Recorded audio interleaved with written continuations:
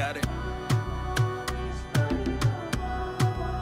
Alipofufuka dunia yote pale ilitingika, na misingi ya giza ikasambaratika ikaanguka. Hey, malaika kakalia hiyo mawe iliyoziba kaburi ya Kianane. When he pulled up in gatherings, demons were just trembling. Mention the name Jesus, ibitetemesha hii. And I saw Satan fall like lightning from heaven. Yesu anatetemesha. Yesu anatetemesha. Yesu anatetemesha. Yesu anatetemesha. Yesu anatetemesha. They call me son of the dawn.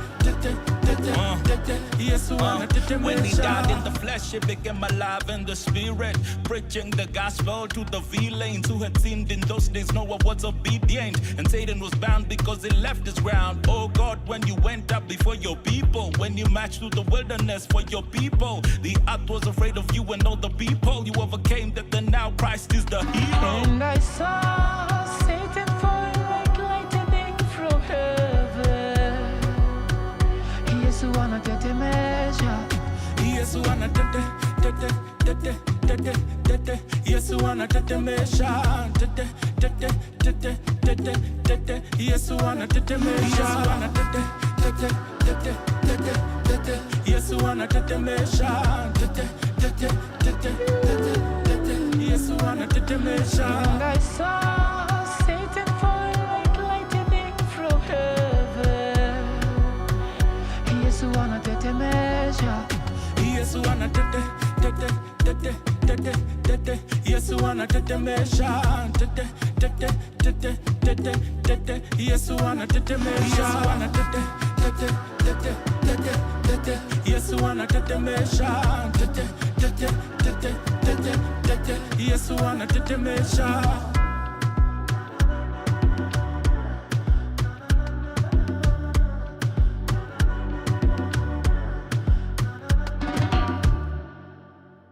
From sunrise to sunset, all day and night. Our radio.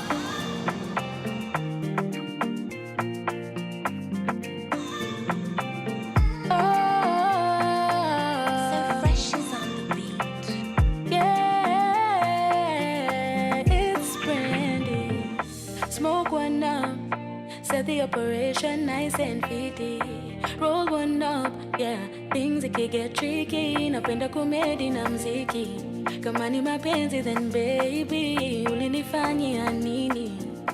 Cause I really wanna get time, You get to know ya, like any time flies. Ntaku treat like I'm supposed to. If you just let me show ya. Ntakupa rest on my chest and my shoulders. I must have on my tele. I think him and I fell in love overnight there. Loving him since then. I must have on my tele. I think him and I fell in love overnight there. Loving him since then.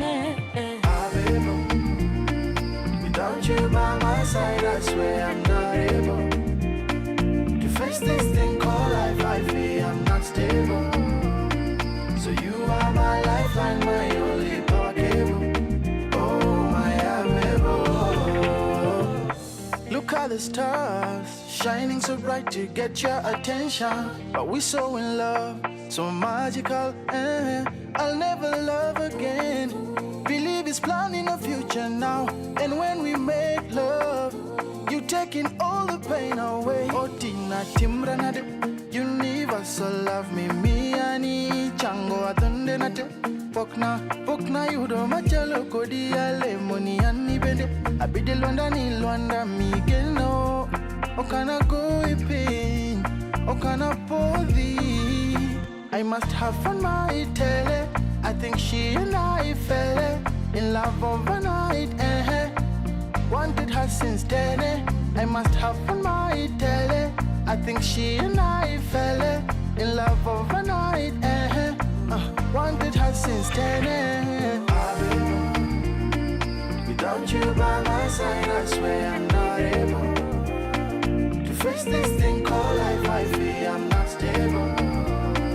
So you are my lifeline, my only power cable. Oh my Abebo, Abebo. Without you by my side, I swear I'm not able to face this thing called life. I feel I'm not stable. So you are my lifeline, my only power cable. Oh my Abebo.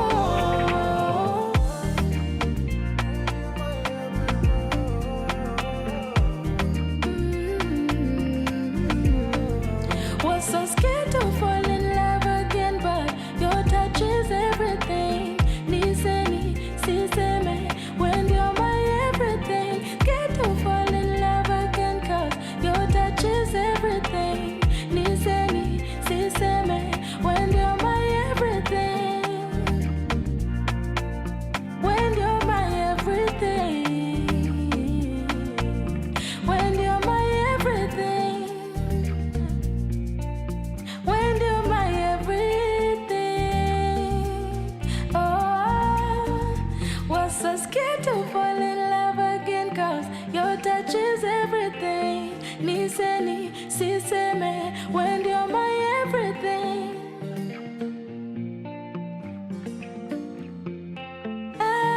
Ah.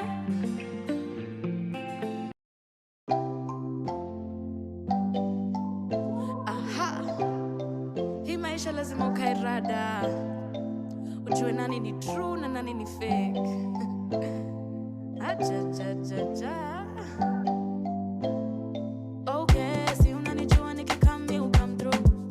Hata kama utakataa, mimi na wewe tumetoka far sana. Manze kuna time tulingangana. Kumbe ilikuwa tu ni njaro. Lakini saizi niko wise juu fake friends wamejaa. Jajajaja. Itabidi umekarada. Watu watakuuse kuget ganja. Don't do chenye nilifanya. Trust in God and trust in your mother. Hao wengine, don't you bother. 1, 2, 3. Wanasema ati wao ni loyal. Wanakupimia kimoyo moyo. Walisema watauma kidogo. Walidhani sisi ni vibogoyo. Everything seems impossible when you're broke. Marafiki ndio hukutoka. Okay, me, wacha tu niseme ukweli. I've been feeling hopeless lately. Kwanza vile nilidhani they would get me. Nimetry kumeditate. Try kuona vile nitatry kunavigate. It's not too late to know. Ati nini ati wanakupimia kimoyo moyo. Wewe walisema watauma kidogo. Walidhani sisi ni vibogoyo.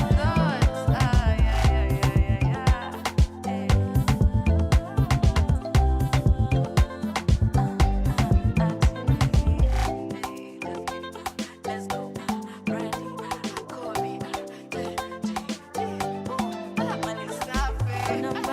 Kuna mbaye anifaye. Kuna mbaye mali safi. Kuna mbaye anifaye. Kuna mbaye mali safi. Mali safi. Mali safi. Mali safi. Mali safi. Mali safi. Wanasema ati wao ni loyal. Wanakupimia kimoyo moyo. Walisema watauma kidogo. Walidhani sisi ni vibogoyo. From sunrise to sunset, all day and night. Power Radio.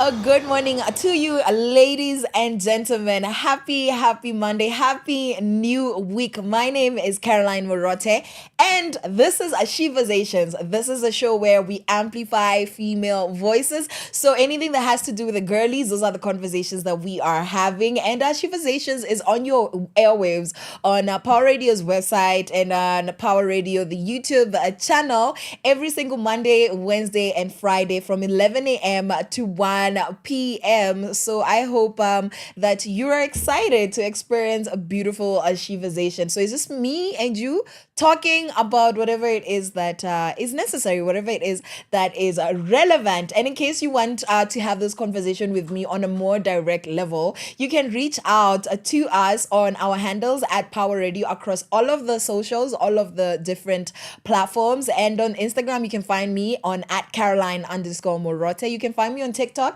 at Carol Murote. That's CAROL Murote, MUROTE. And you can find me at Caroline Murote both on Facebook as well as Twitter. And we can have those conversations directly. But in case you just want to leave something there on the interwebs, just do that via hashtag Sheversations, hashtag Sheversations with Caroline Murote, hashtag Power Radio. And we are going to get back to you. Now, in case you would like to call us, in case you want to text us, directly, send a voice note. Maybe, you want me to hear your voice directly. You want to holler. You want to say hi. Feel free to reach out to us on our line 0748 379231. You can find that on our socials, but I'm gonna read it again for you just because that's how much I love you guys. 0748 379231. So feel free to send us an SMS, or you can reach out to us on that line via WhatsApp. You can call, you can send a voice note, just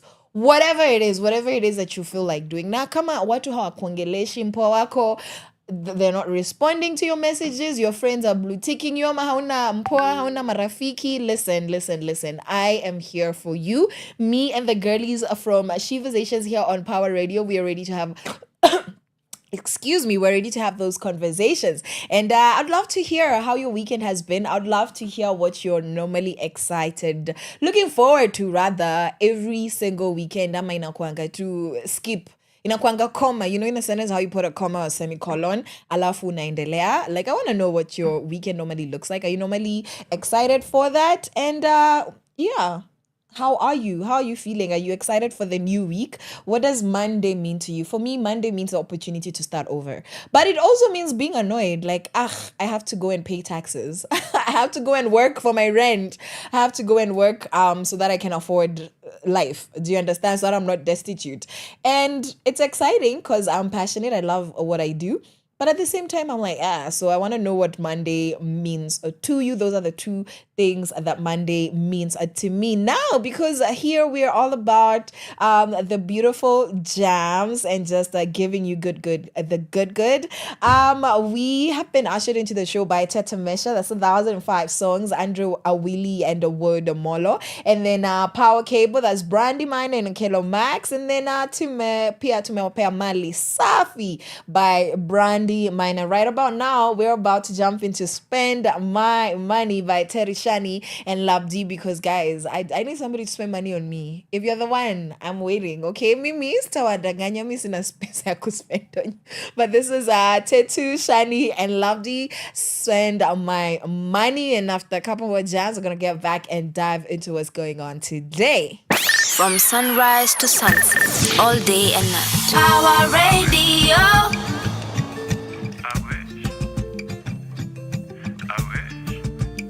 Just a little bit, yeah. That money make me fly like a kite. I wish that money make me fly like a kite. I wish that money make me fly like a kite. I wish that money make me fly like a kite. Just a little bit, yeah.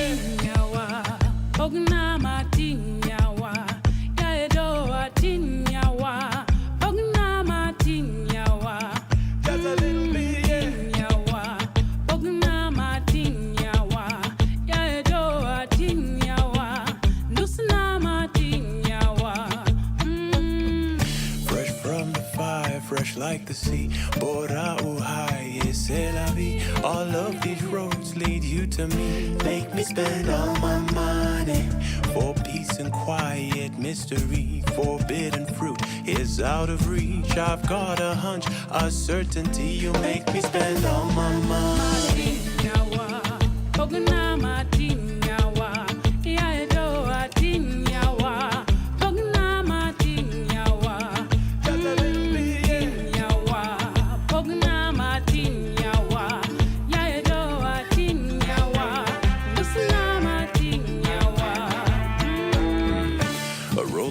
Dice, a slap on the cheek, the thrill of the chase ends in defeat. If we are survivors, then we try harder. Most of my life I've been asleep. Who will I hold? Who will I keep? All of this talk is way too deep. I need to spend all my money.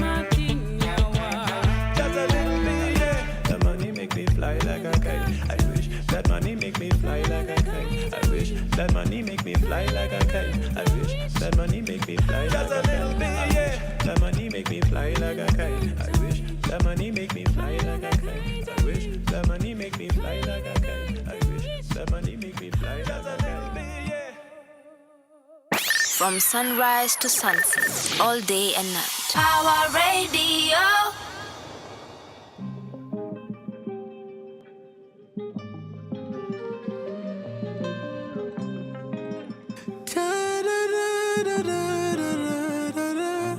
Nyati Jose Kongolo Korobet Kangamofo Hero Ketepin Hero Mio Aora Otwo Mayo, mayo, mayo niko karibu kulia zimesha nilipukia. Halo, halo, halo simu nikikupigia mteja ndo inaingia. Nyamama, nyamama, nyamama mapenzi menifanya kama fala. Nyamama, nyamama, nyamama Aleki baby hata siwezi lala. Ukipenda, umependa. Ukipenda, umeshapenda. Ukipenda, umependa. Mambo ya moyo hawezi kuelewa. Kaindu tachunya kwe asendi kowe kolabo nipea. Tukaithi piwanga chwe wende manwa weruka okanyalwe. Wanyachpala, wanyachpala nakumbuka kuniita kwa kitanda. Amanjaga kosa mandawa hermani miyaga hema miyapawa. Nyamama, nyamama, nyamama mapenzi menifanya kama fala. Nyamama, nyamama, nyamama Aleki baby hata siwezi lala. Nyamama, nyamama, nyamama mapenzi menifanya kama fala. Nyamama, nyamama, nyamama Aleki baby hata siwezi lala. Ukipenda, umependa. Ukipenda, umeshapenda. Ukipenda, umependa. Mambo ya moyo hawezi kuelewa. Nindo tama bedunia nindo kenda koya chama. Akina huzunisha ona vile pilo zangu zimeisha. Animo enough stretching my hand open you reach out. Na ni kama nimeshazama juni penzi lako tundo nataka. Jogo makoro koruruna uko na kuma upondo. Na mtafuta huyu kipusa nimetuma na njiwa. Nyamama, nyamama, nyamama mapenzi menifanya kama fala. Nyamama, nyamama, nyamama Aleki baby hata siwezi lala. Nyamama, nyamama, nyamama mapenzi menifanya kama fala.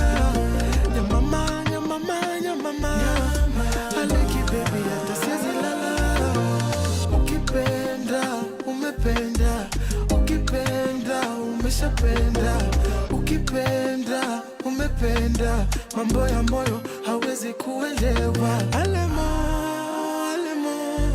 monda yudie jahera, monda bedie bathi. Alemo, monda yudie jahera, monda bedie bathi. From sunrise to sunset, all day and night. Power Radio.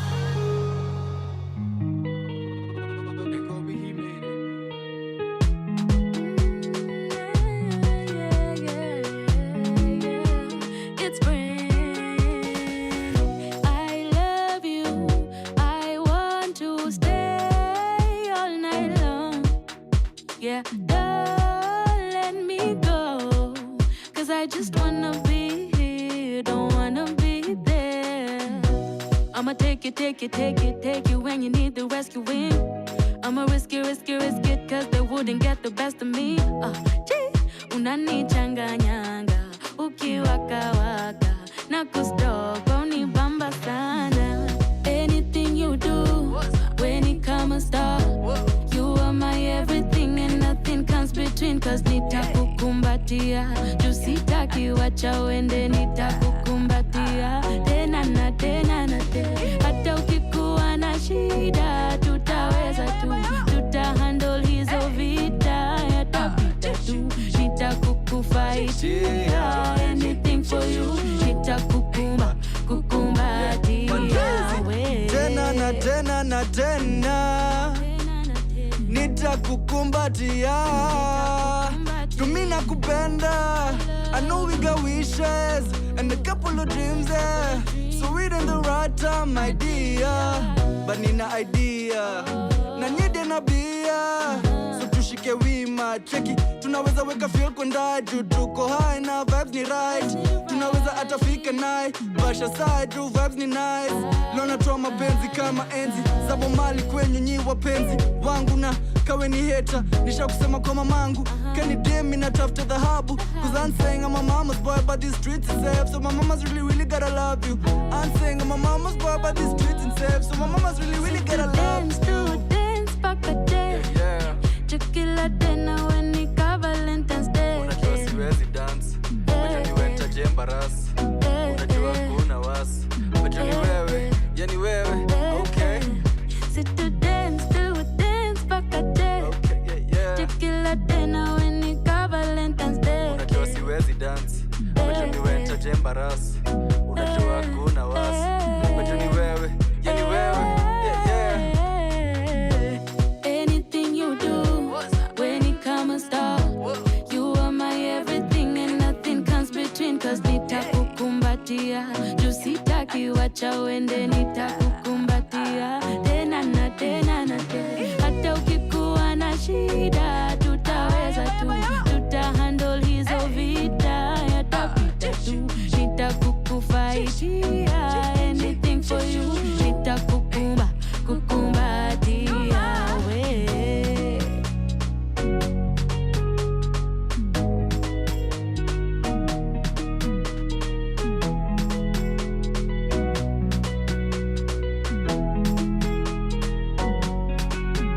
Sit to dance pakate. Chukila tena when it ka Valentine's Day.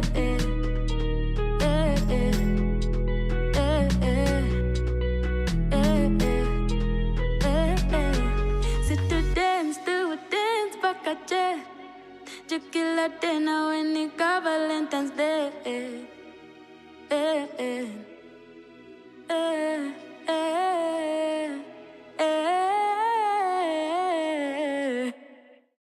From sunrise to sunset, all day and night. Power Radio.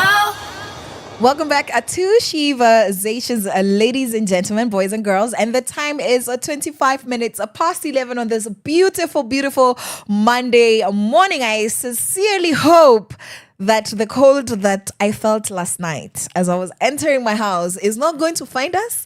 May it not find us today, because wow, I know we're in July, but there's no reason. There is no reason. That cold was on a personal. Have you ever felt cold and felt like, no, this is actually personal? Like the cold is engulfing you like a blanket. Does not matter how warmly you're blessed. Mimi, I got into my house last night from Shugli's at 9:30, and guys, I have a short walk from where my matatu drops me to my gate.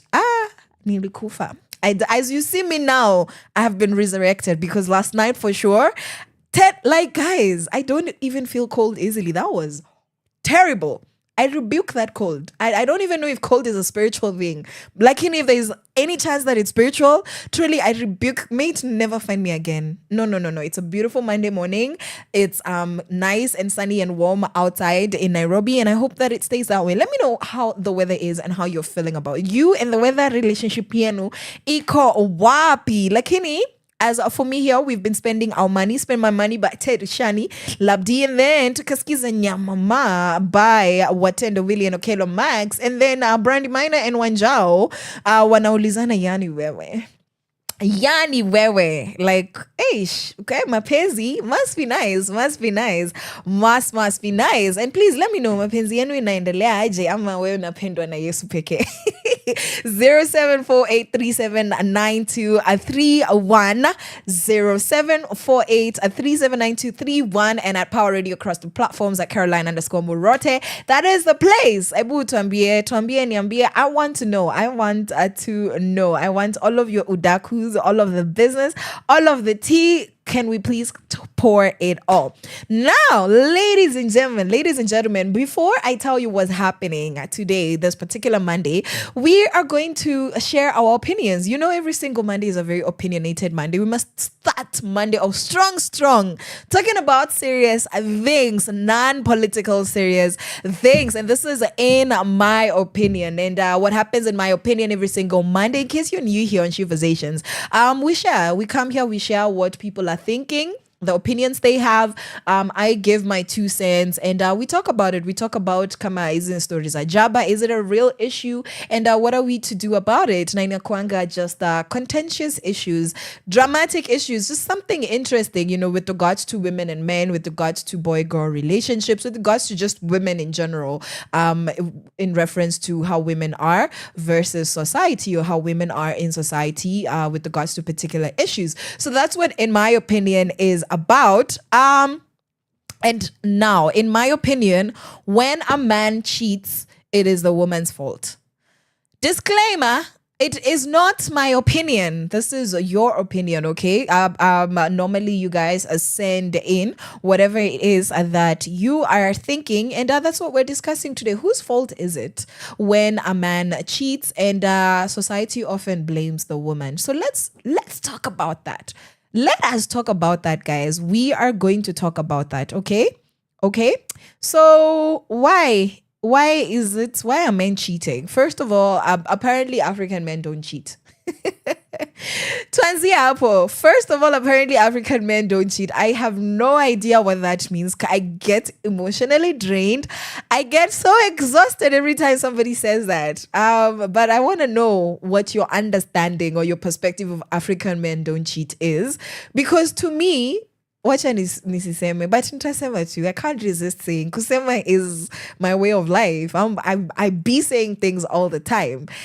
In my opinion, that's rubbish. When you say African men don't cheat, I'm so sorry. That is poo-poo. That is trash. That opinion, whatever your justification is, the justification and the thing that you're saying that African men don't cheat belongs in the dustbin. But because I'm so respectful, I'm very tolerant, I'm very accommodative, I'm going to accommodate. I want to hear my Sheversation list. If you're here watching, you're here listening, I want to hear what your view on African men don't cheat. What are people actually saying?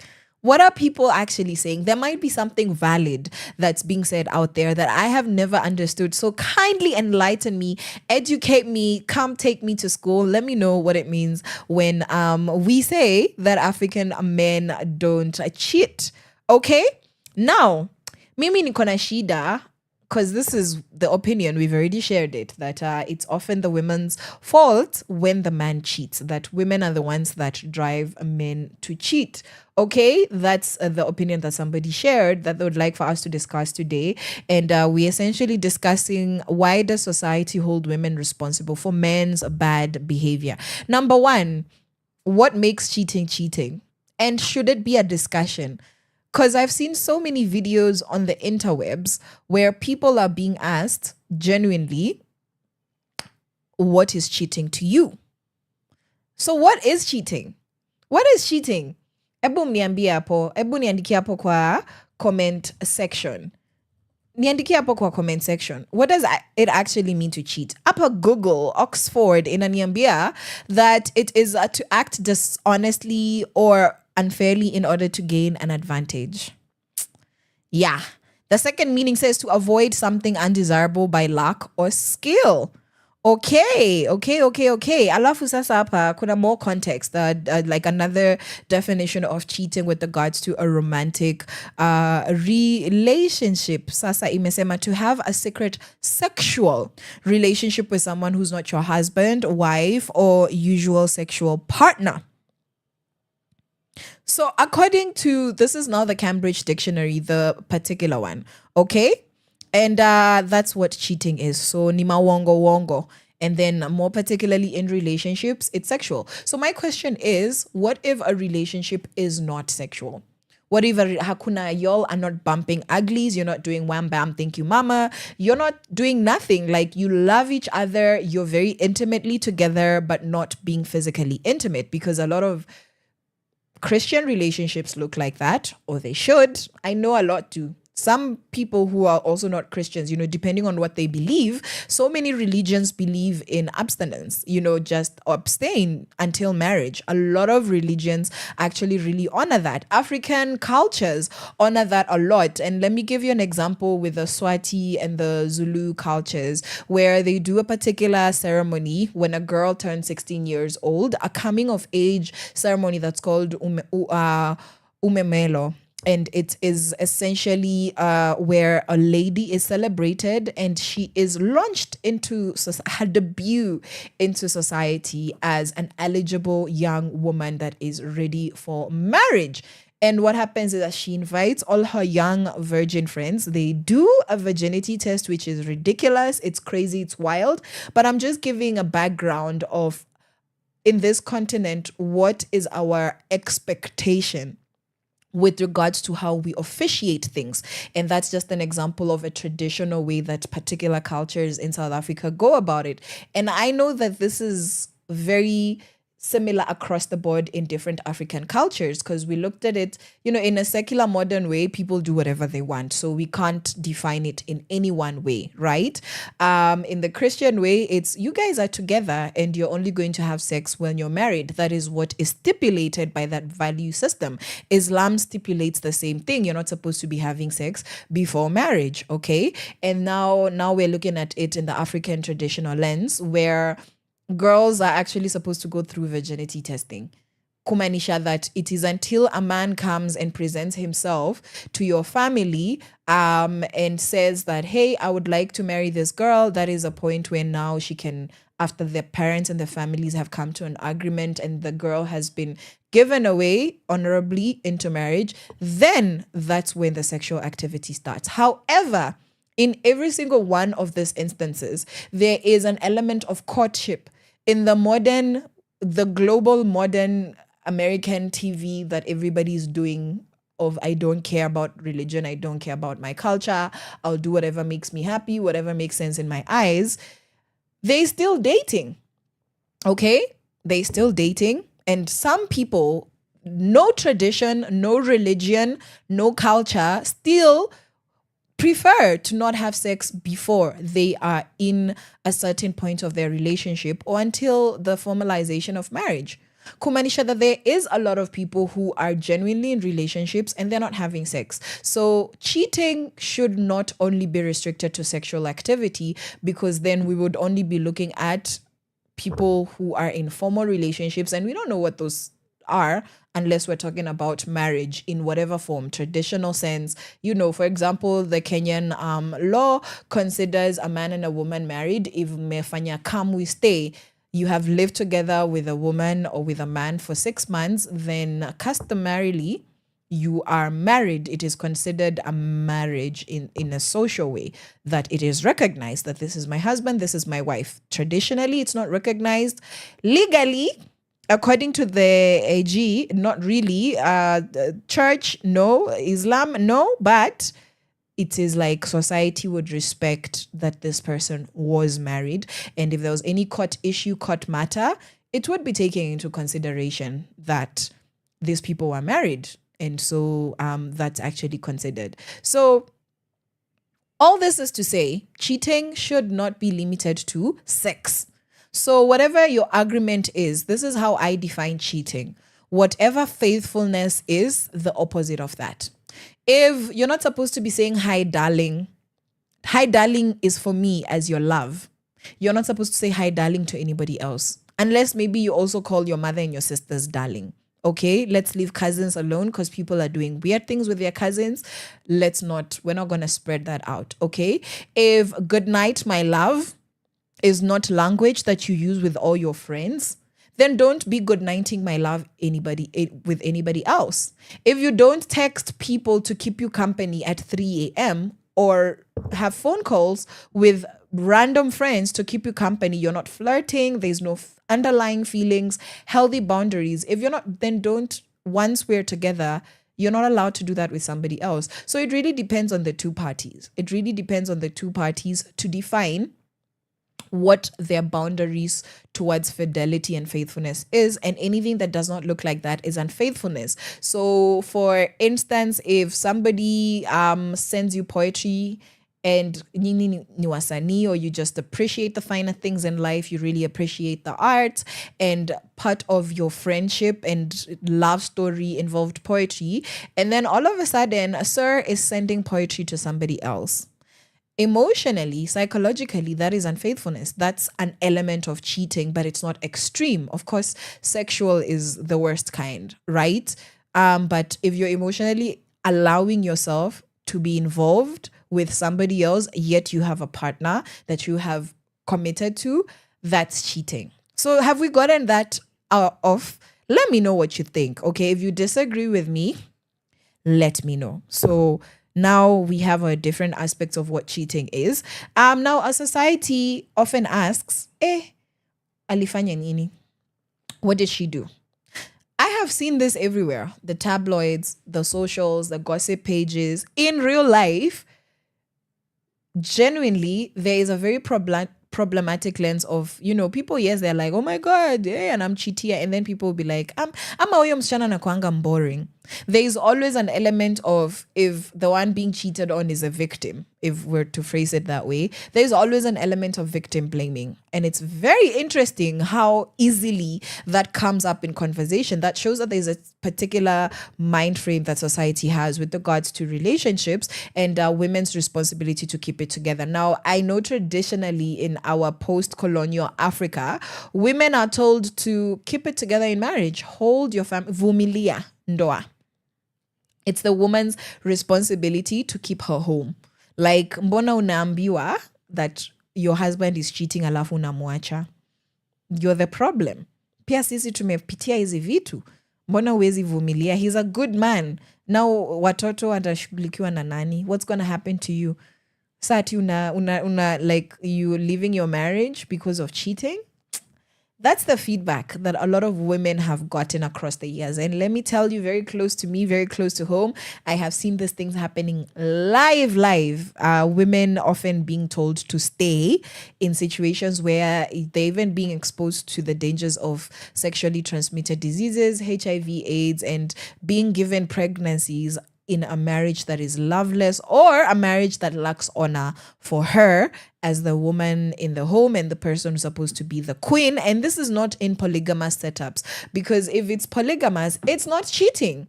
You guys have agreed that this man can have his 4 wives, this man can have his 2 wives. If this man is married to 2 women, he's not cheating on either, because there is an agreement and an understanding. Okay, so that's not the context with which we are looking at this. We're talking about monogamous relationships. It's me, it's you. This is not a polygamous. We've not agreed to polygamy. We've not discussed it. I know ni wewe peke. For me, it's you only, and it's supposed to be me only for you. So what's actually happening? Now, we have the media as well as local gossip that normalizes men's infidelity as weakness. unajua mwanaume haizi kana mama mmoja. Hey, yawa, where did we get this, guys? Because again, if we're not in polygamous Africa, because unajua when it comes to other things watu wanasemanga, we have to move with the times. There's just so much gaslighting, because why are we not moving with the times? If you're not a polygamous person that has told your significant other that you're polygamous before you proposition them into a relationship, I will, like, what's that behavior? Why is it that men have not evolved from the time that everybody apparently was polygamous? I know not every culture was polygamous in nature, but in our African traditional cultures, historically, there was a lot of polygamy. Even in the Bible, in the Jewish culture, a lot of cultures, polygamy was a thing. So, kama we've moved with the times, why now men, their weakness is not evolving? Is there no evolution with regards to men are weak? A man cannot be with one woman only. So this man is not choosing to be unfaithful. He's not choosing to hurt his girl. He just happened to be weak. Yeah, he just tripped and fell into somebody's bed. I'm going to give you guys an example that this one really upset me, It upset me because this is people in the faith. These are Christians, they're public figures in Kenya. Sometimes I struggle to take Christian public figures, some Christian public figures in our country seriously because of the examples of Christianity that they set, not the best ones, not very biblical ones, very compromised examples that makes it hard for people to trust the faith as a real thing because you're compromising, you're flimsy, you're, topsy-turvy, like you do what you want. You're not doing it the way it's supposed to be done based on scripture. So now, this story really upset me because it's one of those stories where you can tell that there's a lot of compromise. But DJ Mo and Size 8, they had a very public fallout, and people blamed Size 8 for not praying enough. For not being, they said that anaongea sana. Like they don't blame DJ Mo, anakaa ametulia, amechoka. So society, instead of holding DJ Mo accountable because he had, infidelity, this is well known that, he was unfaithful to her. He stepped out on their marriage several times. This has been documented across the years because they have not broken up once publicly, but there was recently, was it a year ago, I think, or a year and a half ago, a very bad public fallout where she left her home and she's like, I'm done. And then they reconciled and did an actual wedding ceremony and renewed their vows, which I thought that was beautiful because I love it when two people agree to rebuild. I believe in the potential of rebuilding, but not jusasa, you want wool over your eyes. I love rebuilding in relationships in a space where there is accountability. I was wrong, you are wrong. I did this thing 20%, you did that thing 5%. And everybody is acknowledging the part, how they participated in the breakdown of the relationship. Okay? Now, why is it that society is inclined to blame the woman? That's what I'm trying to understand. Now, in 2022, a Nigerian influencer trended for forgiving her cheating husband publicly. And the backlash was directed at her for staying. So that's interesting. That's very, very, interesting because now she decided to forgive and then society decides to be angry at her for staying. So when a woman leaves, it's her fault. When she stays, she's bad. So what are women supposed to do? Especially relationships and people have known that you guys are together. You guys seem to have a good thing. It's a monogamous relationship. It's not polygamous. In any sense, it's not supposed to be. Both of you are bound to each other as per choice, as per commitment, as per agreement. And everybody around you knows whether you're public figures or not. So what's happening, society? Ebusa mnieleze what's actually happening, because that's what we're trying to get, that's what we're trying to get to the bottom of, right? So infidelity is framed as a reaction to women's shortcomings. Like she let herself go, she neglected him. Yeah. And Sasa men will be men. There's also that thing. Men will be men. And then when women cheat, when women sleep around, when women are the unfaithful ones, they are called failing wives. And if they're unmarried and they're cheating with somebody who's in a relationship or a married person, they are called homewreckers. Okay?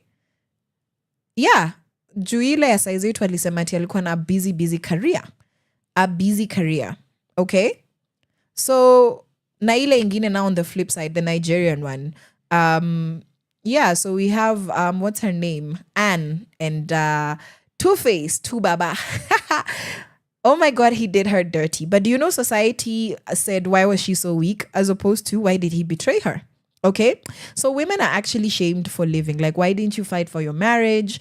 And they're also blamed for staying. Like, you're setting a bad example. And there's a lot of religious as well as cultural gaslighting because in a situation where a man is unfaithful and this issue comes up in the Christian circles, a lot of, because this is not what's supposed to happen. This is not the wisdom in the Bible. I need to say that I believe in the Bible wholeheartedly. Lakini ukijisomea, then some of the mess being done out there is not what the scripture says.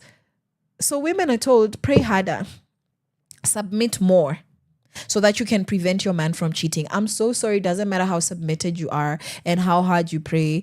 A lot of the time, it takes two to tangle. Very few times you're going to pray and submit enough for a cheating man to not cheat on you. Because he has free will from God and his free will committed to you. And so it does not matter what you do and don't do. If this man wants, because an honorable man will leave. An honorable man will get help. An honorable man will be honest and say, hey, I'm struggling and I'm dealing with this temptation, but I love you and I honor what we have. And so can we get help or can we separate? Or they're going to make their mistake and come clean and apologize and, ask for help. Do you understand what I'm saying? Submission is beautiful. I believe in a biblical idea of submission. The real one, not the examples that have taken our hearts away from that. That's my faith, okay? People have different experiences of their faith, but the idea of submission out here, growing up, has made me cringe. It has been blatantly disgusting. But biblically, we had Karambu I saw here talking about marriage and godly marriages a month ago. And she talked about how submission is strength, but only when it's done God's way and when you are in a relationship with a godly man that honors God. Okay? So if somebody is going to cheat on you, it's not because you didn't pray enough and it's not because you didn't submit enough. But yes, if you're a child of God, whatever it is that you believe, you must pray, you should submit, you should follow whatever you say you believe in. Do it and do it the right way. Okay. Proverbs chapter 25, verse 28 says, a man without self-control is like a city broken into. You have been invaded. A man without self-control. So if you're a cheating man, the Bible talks about you. I have never heard this verse preached as much as I hear zingine. Hata kuna watu hawajui that the Bible says that a man without self-control is like a city broken into. Why are we not preaching that why are we not saying this verse at weddings? When the wife is being told, submit to your husband, man and woman submit one unto each other. Why isn't there this scripture being shared? Okay?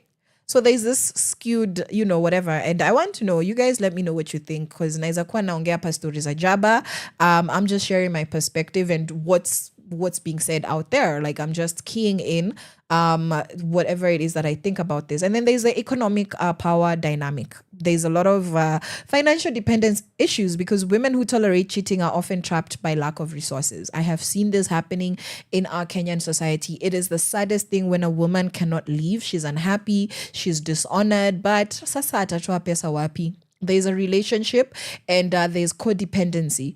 Or maybe she's a stay-at-home wife. Maybe she's a stay-at-home mom, and they agreed that that's the partnership. But now this partnership is no longer honoring her. But if she leaves, she's going to be left naked because maybe she left the workforce. Maybe if she wasn't in that relationship, she would have built herself up financially. And so it becomes something that keeps women in the relationship because they're not financially independent. And society then judges them for choosing to stay. But if they leave their marriage and suffer, whether by themselves or with their kids, they're also going to be shamed for, why did you leave that man? At least he was providing for you. Sasa ona uko nje, you're suffering. Naranda uku, you're looking desperate. Right? And there's an example of a Tanzanian MP that once said, women stay because they want his money, which deflects from systematic inequality. We talk about how some of our systems are quite, when it comes to gender equity, because we can't always be equal, guys. We talk about equality, but it's like, okay, if I put in 20%, give me 20%. Or give me access to 20% of whatever it is that we have gotten 100%. If you put in 80%, you keep your 80%. So we talk about the opportunities, availability of opportunities for women to grow financially. In our current society, you see women working, but in reality, when you look at who's actually still holding the power and the financial say-how, in our country, it's still men, regardless of the fact that there's more women. Three times. Our country is 3/4 women, 1/4 men. Or it's 2/3 women, 1/4 men. Okay? So that's a very sad display of power dynamics that affects, how cheating or infidelity is then translated because of economics, the power dynamics. And then we also have double standards, right? Because cheating may enhance the man as a player. Like, this man he can acquire. He can. Okay? And women who then cheat are often looked at promiscuous and unfit mothers. A lot of men who cheat, as long as they're providing for their kids, they're not called unfit fathers. No, I don't see society calling them that.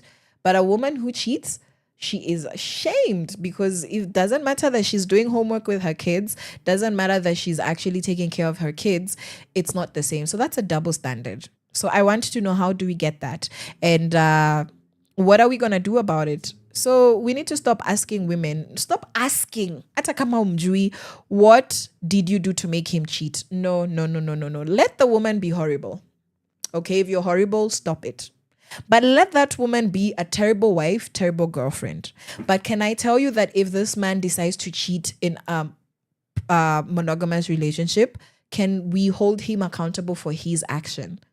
Let's hold the woman accountable for her character. But can we also hold the man responsible for cheating?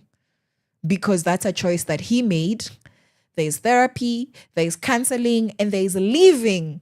If you don't want to stay with somebody horrible, leave. Okay? Usisemi ati alikuwa ananitreat vibaya. We are sorry, but you cheated. You are just as wrong. Okay? So don't ask men, why did you choose disloyalty? Those are valid questions, I think. I would say, let me know, right? And also celebrate women who live toxic relationships without shame. Please stop shaming women. When women die, or when women break their legs, when women are harmed for being in toxic relationships or violent relationships, we blame them. When they leave, we blame them. Let's stop that. Let's celebrate women who choose to leave toxic relationships, because what do you want? You want women to die in toxic relationships, or what do we actually want? And for women, we need to reject blame. If you're a woman who has left a toxic relationship or you're being cheated on, kata. Infidelity is never your fault. Repeat after me. Infidelity is never your fault. You might neglect your partner, but your partner had a choice. Your partner could have left. It's noble. Leave. Just say, you're neglecting me. You're not giving me my needs. This relationship is not going according to how we discussed or what we've agreed or what I expected. Leave the relationship. Try and get help. And if you're not willing to do that, leave the relationship. Cheating is wrong. It's an eye for an eye, okay? It doesn't make anything better. And demand accountability. Let everybody carry their portion of the blame. And we need to build solidarity, ladies, amongst ourselves. We need to learn to support other women instead of perpetuating gossip, right? And for media as well as leaders, so politicians, public figures, we need to amplify stories that highlight male accountability. Here is a man that did X, Y, Z. One of my favorite Christian rappers is called The Truth. D-A Truth, Da Ukweli, The Truth. And The Truth is a Christian rapper, a minister, right? You are rapping for the gospel. You are hip-hopping for Jesus. Watu wajue Yesu. Artistically, right? And he cheated on his wife. This man went on his church. Nobody forced him. He said he's going to make a public statement. He did. Akasimama kwa pulpit ya kanisa yao and said, I have cheated on my wife. I have dishonored my wife and my home. I am sorry, and I'm going to go on sabbatical leave to work on myself, to seek forgiveness, to do better because I love my wife. I value our marriage. And he did. And he took a break from ministry, from music. I mean, active. He didn't leave the faith, but he really stepped down out of, I need to work on myself. I need help. I need accountability. And I'm sorry. I'm repentant. Repentance or saying you're sorry means changing.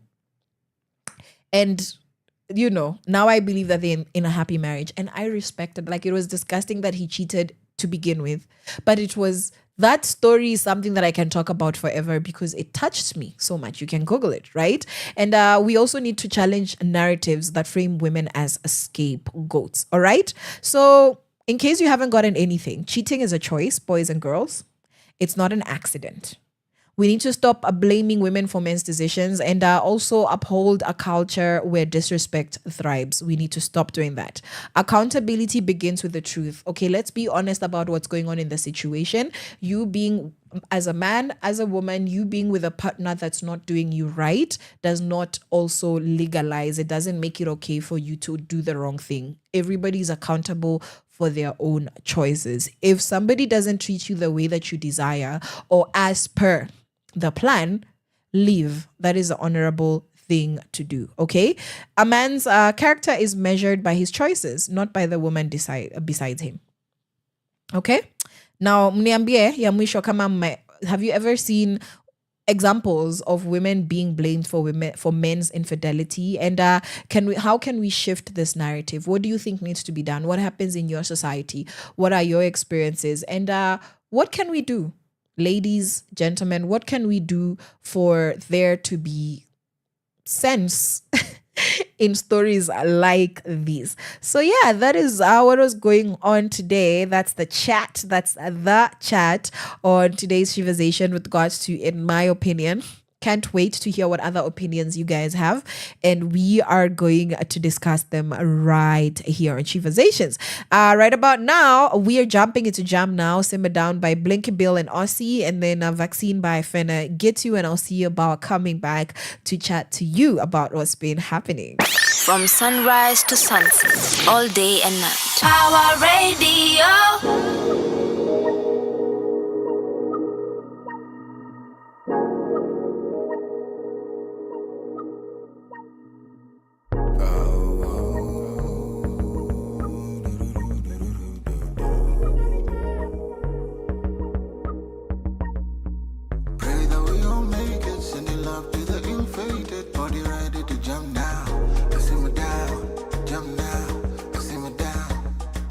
Pray that we all make it.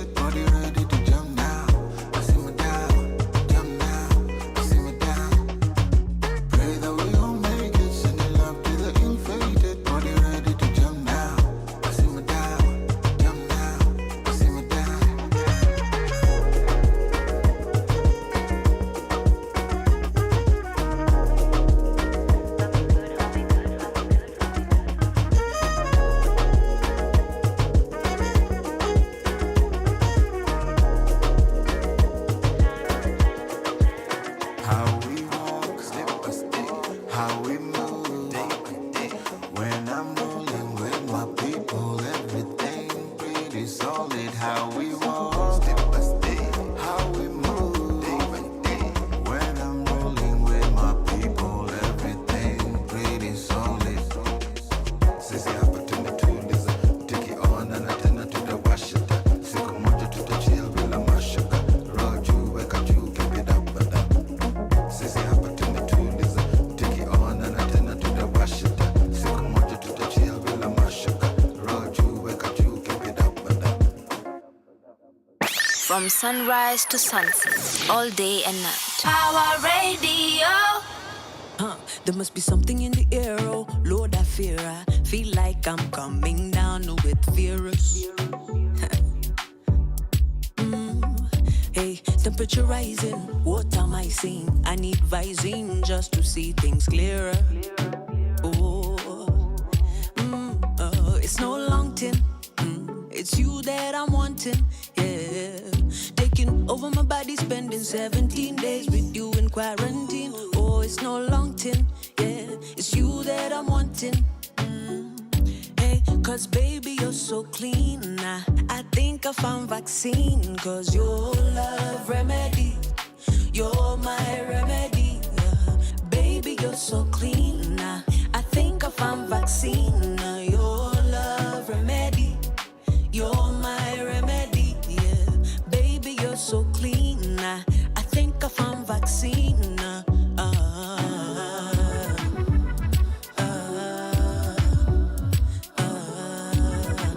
Think I found vaccine.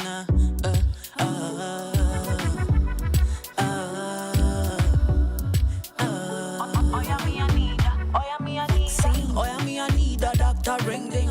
Come inject me with your vaccine. You're the real deal, the others them trial. Hangi komili, I leave them in denial. The only drug I care for, medicine to my pain.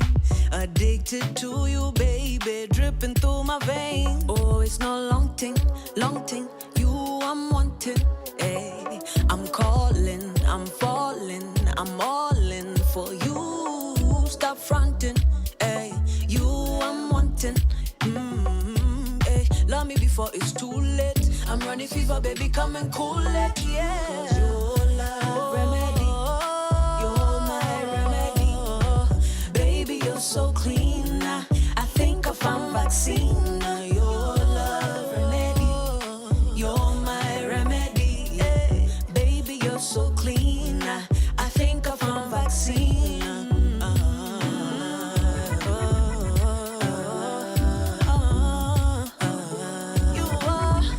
I found vaccine.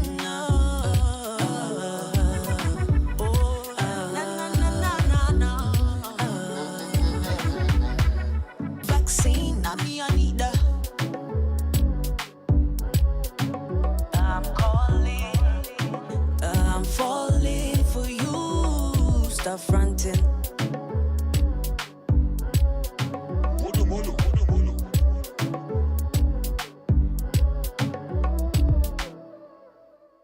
From sunrise to sunset, all day and night. Power Radio.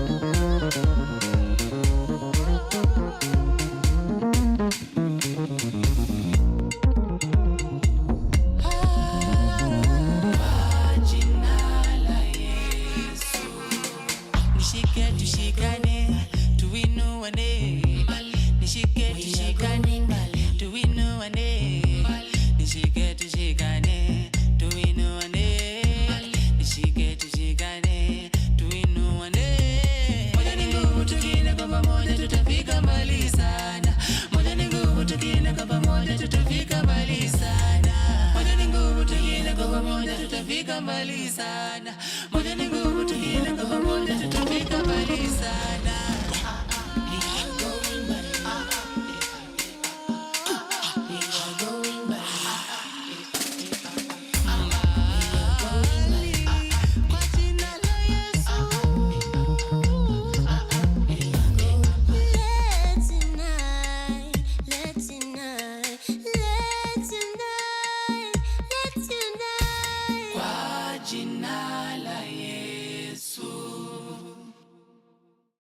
From sunrise to sunset, all day and night. Power Radio. Karibu tena, my Sheversations. Karibu tena, my loves. And the time is 9 minutes past half past the day. Half past the day is 12 noon, guys. This is for the Wagenis. If you are regulars here, then you already know that half past the day is our favorite time. Here, halfway mark into Sheversations because it's a 2-hour ride. And now we are 1 hour, 9 minutes into this beautiful, beautiful cruise. And I must say that we are cruising along nicely. Now, we have done so with the pleasure of Jam Now Simmer Down, Blinky Bill and Aussie, and then Two Mosquitoes Vaccine by Fena Getu, True Fena, Msichana Wetu Fena Getu, and that was Unity by Blackie Boy and Wapenda Muziki, who were singing Kwa Jina La Yesu, and I love it, love it. You know, man, I love it. I love it for Jesus every day, all day, all day. Like mtachoka na mimi.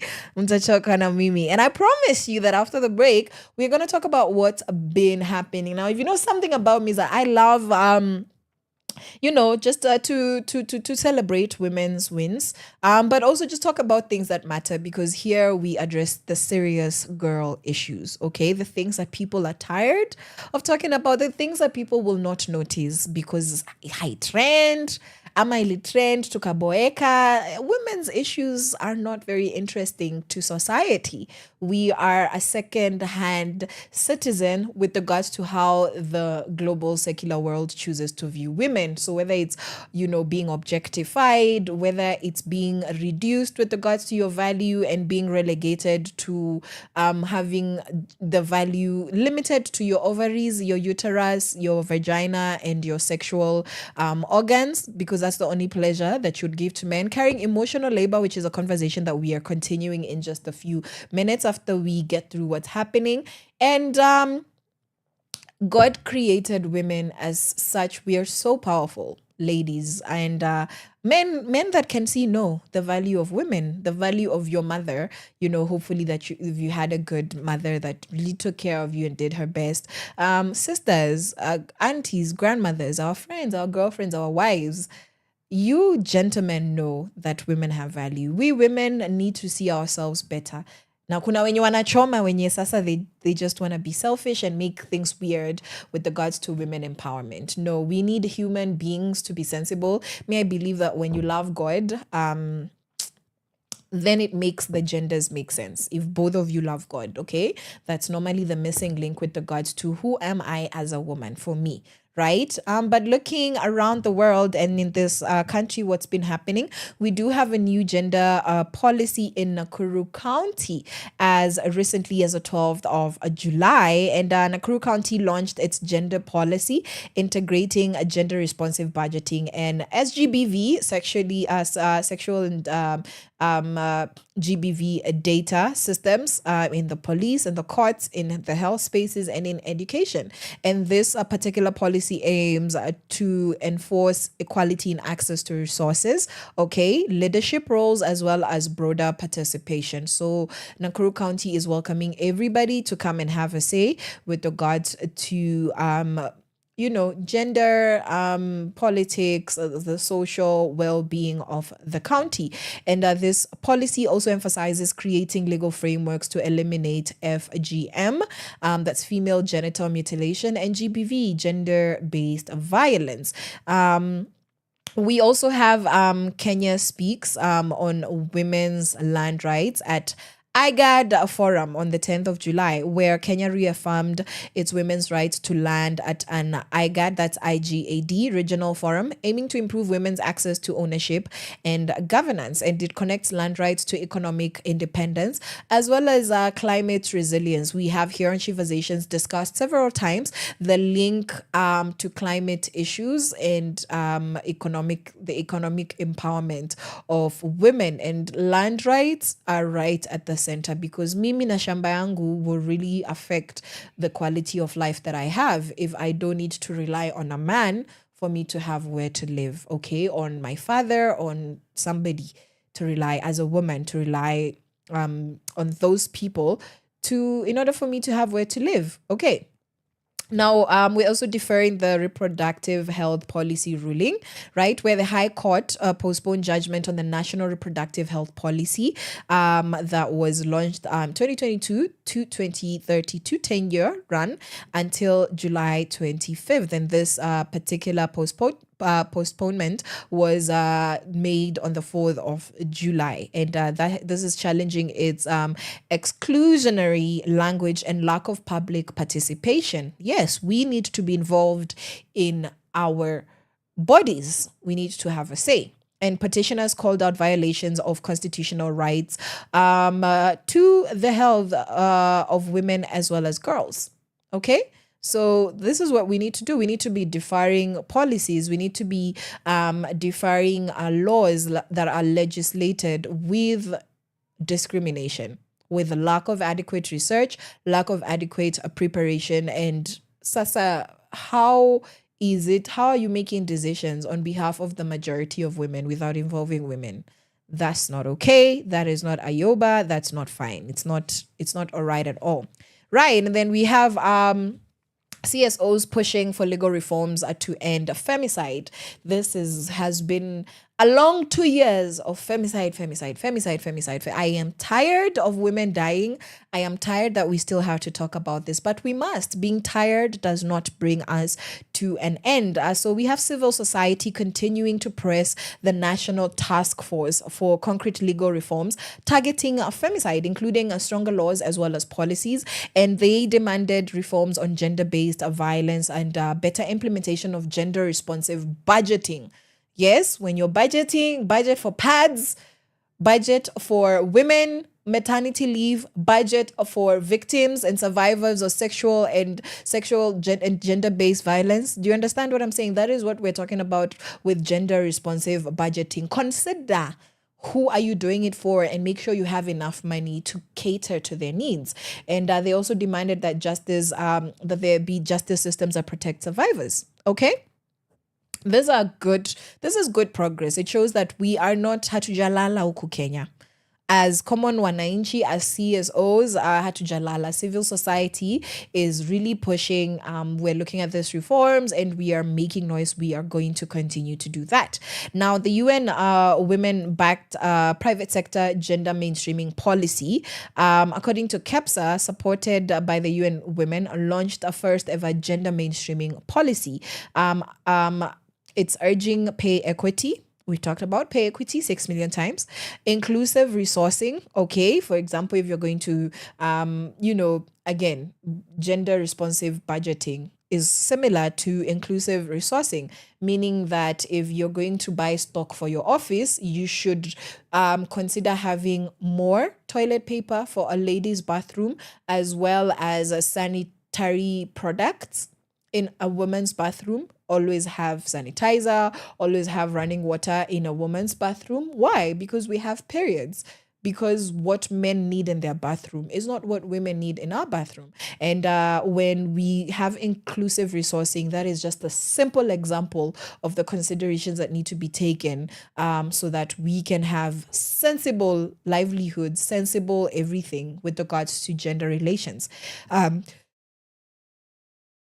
Excuse me. Yes, and they also are seeking for data-driven targets across Kenyan businesses, right?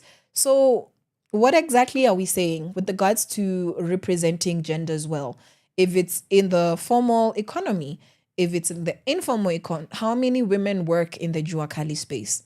And so, if we're saying that we're looking at gender responsive budgeting, what does this mean for the streets? What does this mean for the public bathrooms in those public business areas? What should stalls look like, in the wide areas, the communal, county level, governmental level, national government? What does this actually mean? So that's what the UN women-backed private sector gender mainstreaming policy is looking into. And then we also do have a new gender cabinet secretary appointment that was made early May this year. Yes, and this is Hannah Wendot Cheptumo, who was appointed as Cabinet Secretary for Gender, Culture, Arts and Heritage. So that is a Cabinet Secretary that needs to come and have a Sheversations with us. And this sparked controversy for implying that femicide victims were often uneducated or financially opportunistic, right? Conversations must be had because we can't have public figures holding roles like Secretary for Gender, Culture, Arts and Heritage saying that women are being killed because they are uneducated or because they ended up in an Airbnb with a man who eventually cut them to pieces. That's disgusting. Okay. And so Hannah later apologized and pledged to criminalize femicide. Okay. So I don't have anything professional to say. Glad that there was accountability, but I need to see more. Okay, because anything that happened before the apology and the pledge to criminalize femicide was, for lack of better words, bleh. When you don't have words, you just have a gagging sound because you're not impressed and it's quite disgusting. That's what it is. As for a woman, I often, it's confusing and it darkens my heart. This is direct translation, but it's really inanichafua roho when men dehumanize women. For me, it's worse when women dehumanize women. It's worse. I will judge you more. There, I have double standards because when you have ovaries and breasts like me, but you don't have empathy for your own kind. That is internalized self-hatred. It's disgusting. Okay. We have Kenyan women leading a youth and entrepreneur empowerment. And Susan Kenya, who's the head of Fanikisha, we have shouted this girlie out a million times. She's the head of Fanikisha and Mwangaza projects, and she won the 2024 Harambe Award and is empowering currently up to date 800 plus women entrepreneurs through business and mental health training. And of course, this is something ongoing. This is something that has been going on. So a win for economic justice and the girlies, a win for youth empowerment, a win for mental wellness. And we have the NGC Roundtable Advocates for Law Reforms, where the Kenya Law Reform Commission hosted a high-level roundtable with NGEC and UN Women and Law Society Kenya and others, calling for revisions to discriminatory inheritance. We've just talked about land, discriminatory marriage, discriminatory employment, and discriminatory health laws. Okay? So we are really taking a dive into governance as well as human rights in this space. So for the UN Women, NGC, and the Law Society of Kenya, we need these reforms very, very, very quickly, and they need to be actualized. Okay. Now we also do have a GBV panel that kicks off county hearings, right? That has been running from May until June, and the Baraza-led panel held listening forums in over 20 counties to gather public input on gender-based violence and femicide, identifying root causes and hotspots. So it means kujeni tuonge. Let's do this in Nairobi. Let's do this in Nakuru, in Mombasa, Kitui. Let's do this everywhere. And here, mnasemaje? Why are we killing our women? Why are we beating our women? What's happening? And they had conversations with grassroots survivors as well as activists. And at the end of it, there's just a push for national reforms. And push for national reforms is keyword for nothing concrete has been done yet. All right. I'm not being cynical. We are just being honest with ourselves, because until these policies are actualized, they are worded, put down on paper, they are gazetted, they are publicized, then we are just going to continue having conversations and running around in circles within ourselves. So we need to do better. Right. And there's activism in Kilifi County was on International Women's Day. So this is just a throwback where Kellen right, in Kilifi. That's an organization that led a women's rights march in Mtwapa on the 7th of March, calling for inclusive rights that also protect intersex and marginalized women. So this is often a group of people that is left out of the conversation, because where do intersex women fall? They have their own unique set of challenges. So who actually speaks out for these women? Who actually, and marginalized women, women who live uko, whatever that means. Uko, like mbali, like women who are truly marginalized in society because they are not even a part of the conversation, like wanaishi mbali, places where they don't even know what might be going on in the rest of our country. So that's what this particular activism was focusing on. And I'd also included community dialogue and public education campaigns. So this is just to highlight the ongoing conversations that have been happening in our country, just to show that there is good work being done. But it is a work in progress, and we must continue pushing for reforms that actually become concrete policies, laws, and actions. It needs to be transformative. It needs to lead to action. Otherwise, you have not finished what you set out to do, right? And we do have a self-defense movement in Korogocho slums, all right, where survivors of rising femicide and informal settlements trained elderly women in self-defense. This particular campaign is called Shosho Jikinge. All right. And it's focusing on empowering vulnerable women to protect themselves in urban spaces.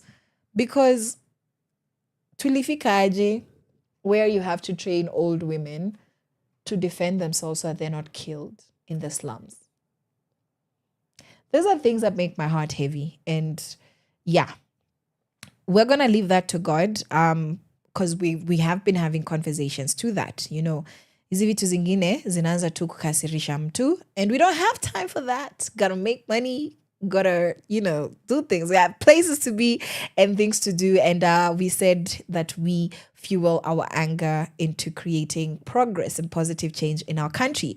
And moving on swiftly, we have a rising voice against period stigma. Yes.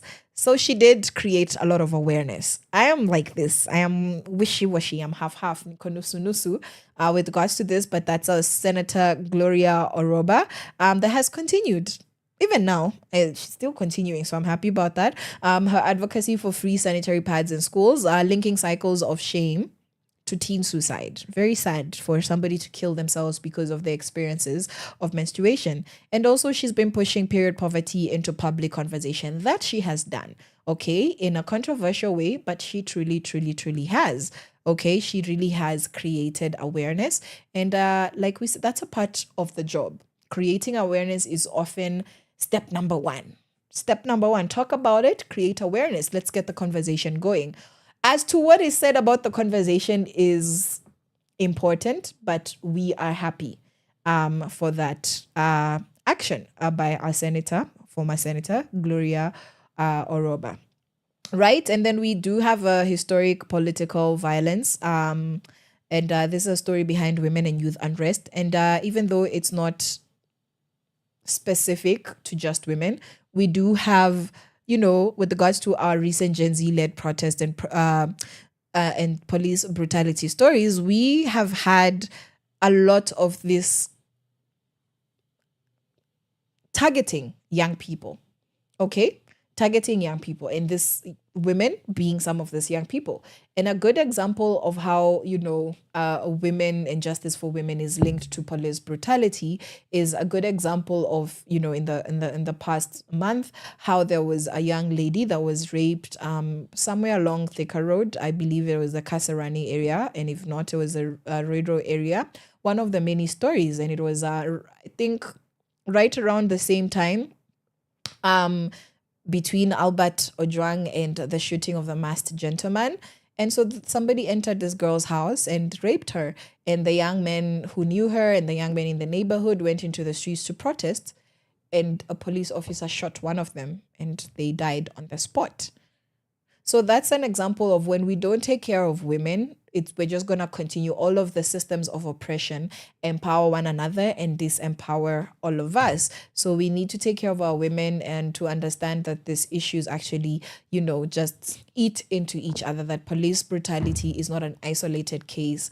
Us needing to empower and to protect women, to end femicide is not separate from corruption in government, and so on and so forth. Okay, so that is what has been happening in women's spaces, right?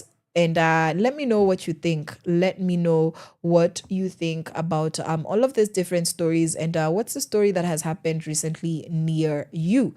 What is something that's going on with girlies that you would love for us to talk about here on Sheversations, or you could just chime in. Now, the number is 0748 379231. Again, 0748 379231. You can text us on WhatsApp, on SMS. You can call us on that number. You can also send a voice note on WhatsApp, and Pale DMs at Caroline_Murote at Power Radio, on Facebook, X, TikTok, as well as on Instagram. Okay, so we are jumping into something nice, and then we're gonna come back and continue talking about emotional labor. We said we're gonna finish this.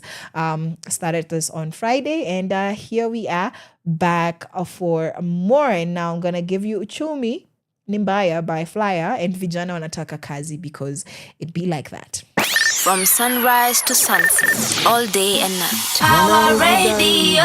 Leo naimba vile na kumada, mwezi umefika kwa kona, unaniona mini danda, stima imeanza kubip, sasa anani beep, new phone, new business care, gesi imekauka, na unga imepanda bei, kwani haujui hali ya uchumi ni mbaya, je, wapi wale wote ulikimbilia, vitu vikiniendea mbaya, we, kama hungeniringia ningekuwa nawe, uliza benki ya dunia, vile raia waumia, kusikia gharama kubwa za maisha zimefilisisha, wapenzi na waseja wanalalamika nje, chumi ni mbaya, we, chumi ni mbaya, woshe, sijisikie vibaya mpenzi, tapitia haya sote, sema vile umenimisi, jinsi unanihisi, tena nifurahi, nimetuma zile za pikipiki, si uje tule mbuzi na viazi karai, eti wataka nije nikakupika, umejipoda wafi na vumbi haikufai, uski petroli ilikauka, na uba zikapanda bei, kwani haujui hali ya uchumi ni mbaya, we, kama si kiburi chako ningekuwa nawe, uliza benki ya dunia, vile raia waumia, kusikia gharama kubwa za maisha zimefilisisha, wapenzi na waseja wanalalamika nje, chumi ni mbaya, we, chumi ni mbaya, woshe, sijisikie vibaya mpenzi, tapitia haya sote.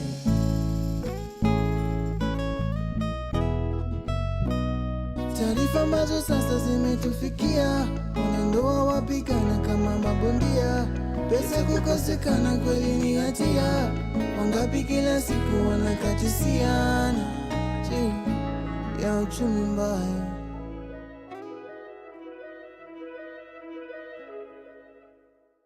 From sunrise to sunset, all day and night. Power Radio.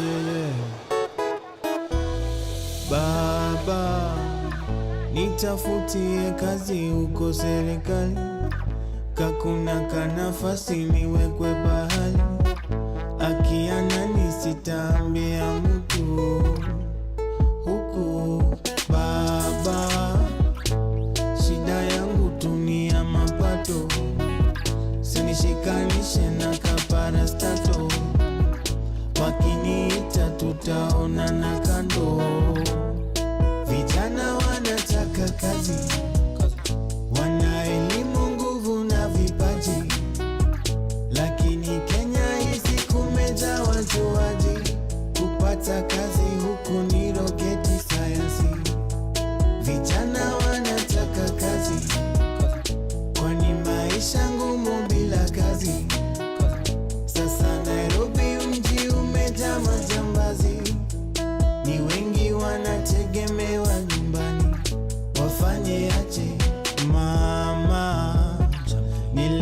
wapi naweza nika apply?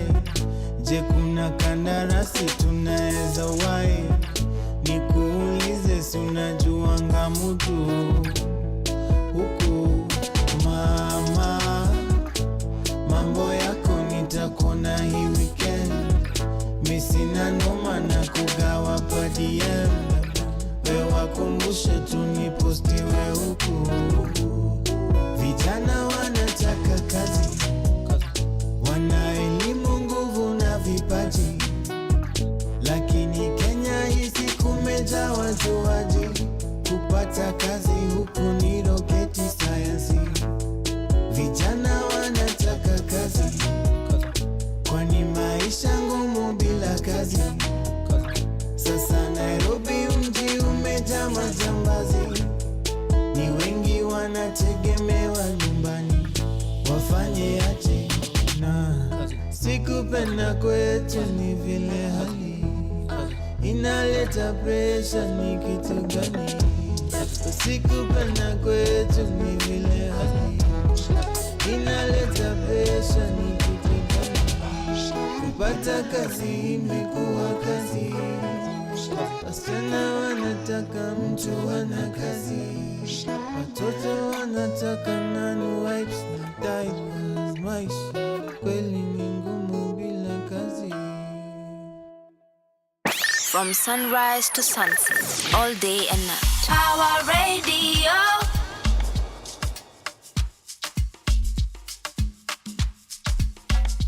Baby, you and I both know I wanna be yours for sure.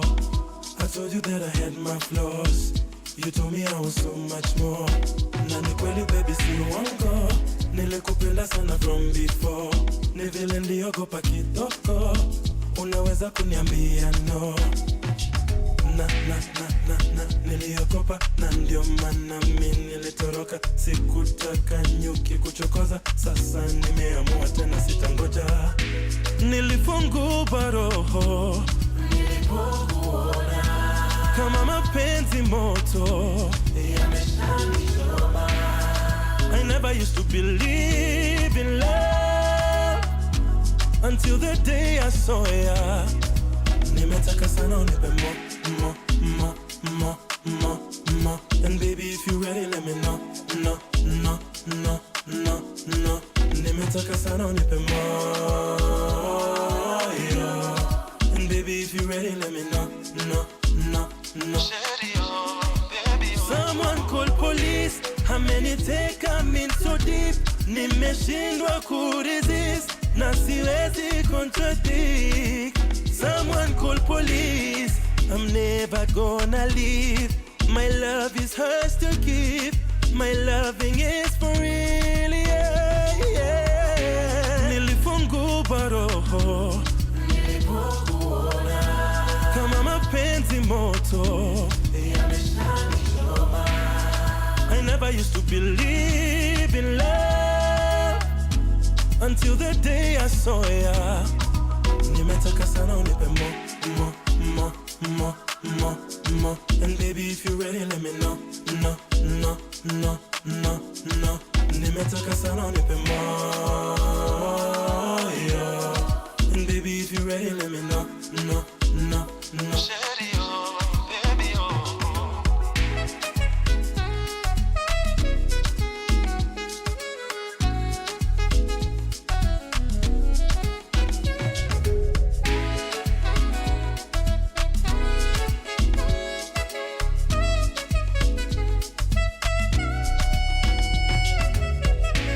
Nilifungua roho kama mapenzi moto. See, I never used to believe in love until the day I saw ya. Nimetaka sana unipe more. And baby, if you ready, let me know. No. Nimetaka sana unipe more, yeah. And baby, if you ready, let me know. No.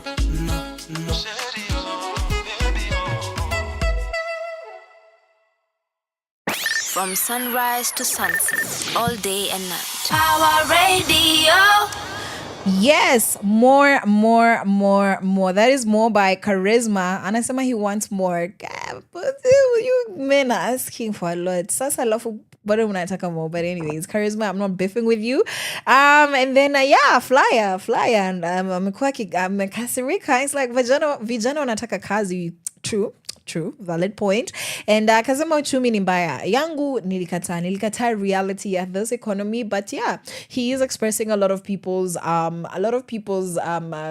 experiences of our country right now. And this is what artivism is about. Actually, is you deciding to use your art as a medium to create change, to create awareness, that becomes transformative at the end of the day. Like, make songs that create awareness, make songs that actually, they're changing how people think, they're changing thought systems and all of that. And as a creator, as an artist, think about how intentional you can be with your art and looking into creating change, right? Just being a part of the change.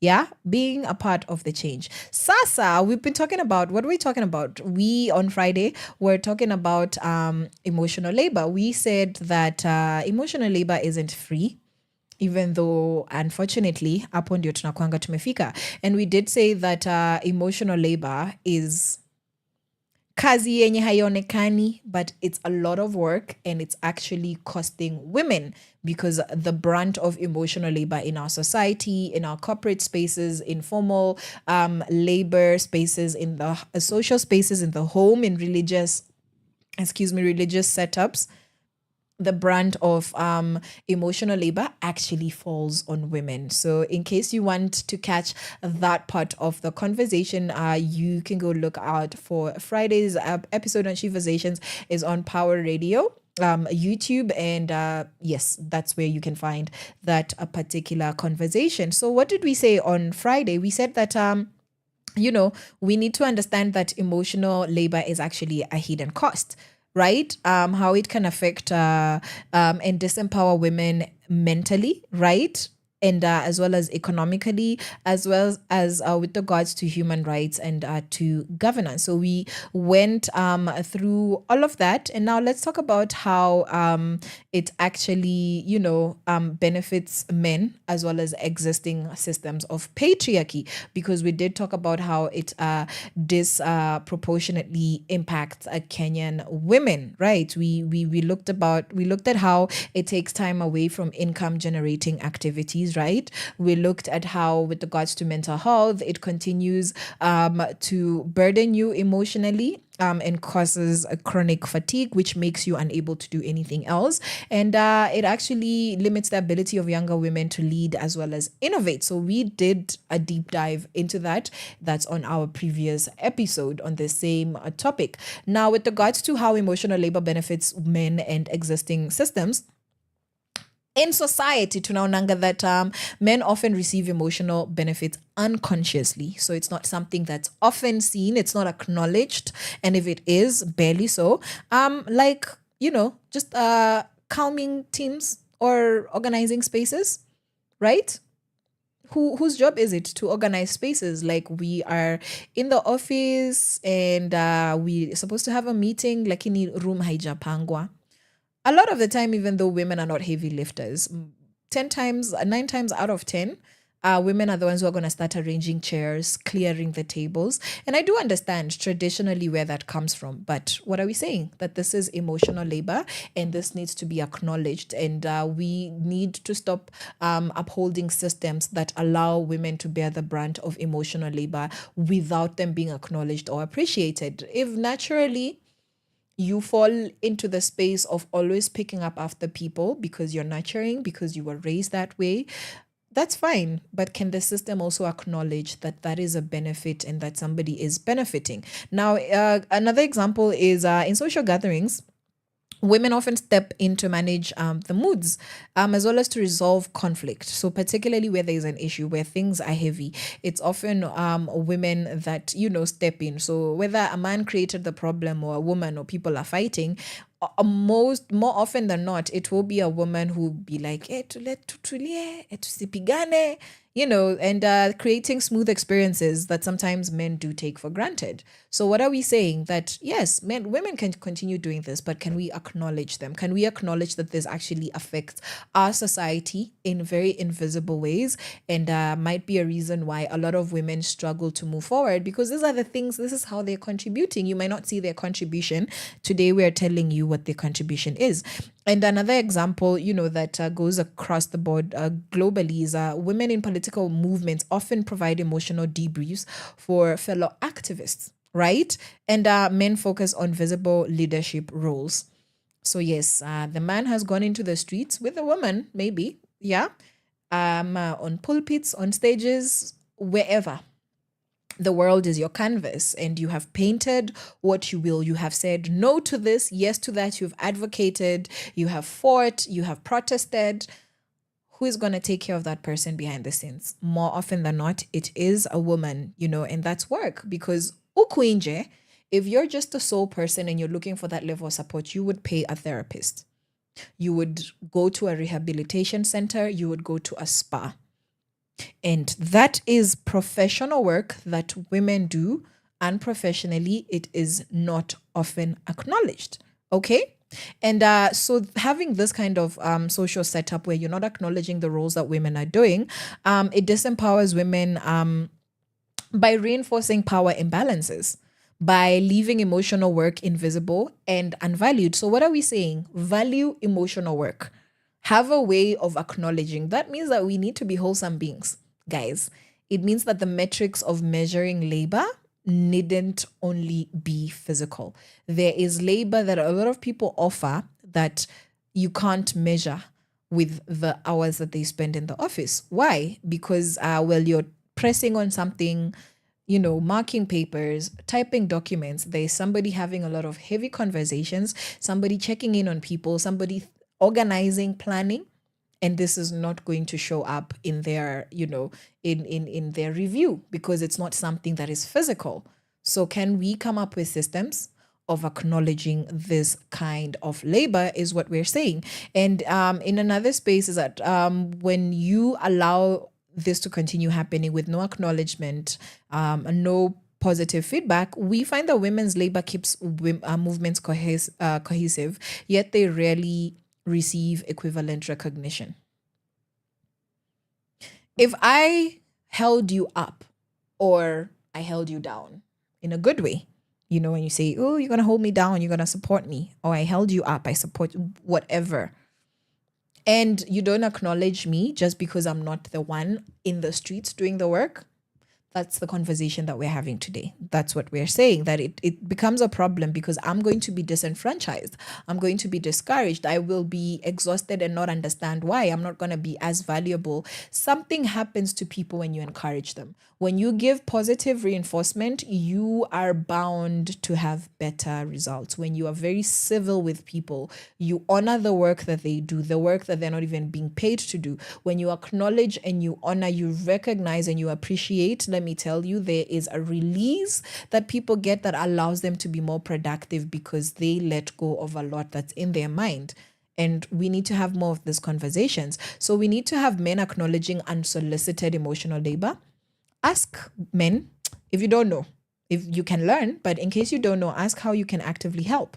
And then for women, we need to learn to redirect or share emotional tasks, especially in leadership contexts. That's something that a lot of leaders that happen to be women struggle with, understanding that as a woman, you are bound to try and resolve a lot of things because of who you are as an emotional being.